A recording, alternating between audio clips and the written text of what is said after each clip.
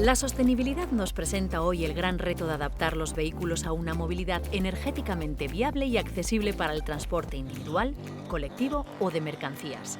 El transporte actual depende de los combustibles fósiles y es por esto que la transición a una movilidad sostenible es imprescindible.